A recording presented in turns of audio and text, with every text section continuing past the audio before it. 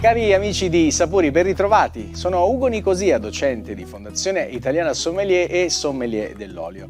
Ho sempre molto piacere di parlarvi dei nostri amici dell'azienda Consoli, produttori di olio extravergine di oliva ad Adrano, nel versante nord-occidentale del vulcano Etna. L'azienda Consoli nasce negli anni 60 come azienda di molitura conto terzi con una macina a pietra.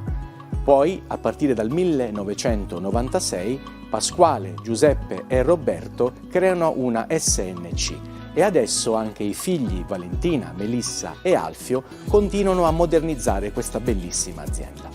Sono 4 i pilastri fondamentali su cui si basa l'azienda: mantenere un prezzo equo per ogni prodotto, dare priorità alla qualità, considerare le persone come il valore più importante nel mondo degli affari, essere sempre orientati ad offrire al cliente un servizio di massimo livello.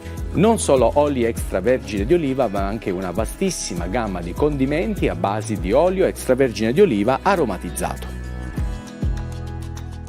Oggi ci concentriamo su un altro olio di grande qualità che è l'IGP Sicilia, prodotto con olive Nocellara Etnea e Nocellara del Belice.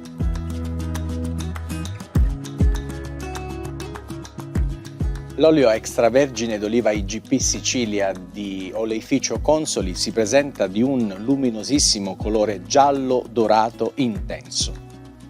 È un fruttato medio intenso con delle spiccate note di foglie di pomodoro, foglie di peperone, cardo e carciofo, davvero un odore molto caratteristico e gradevole.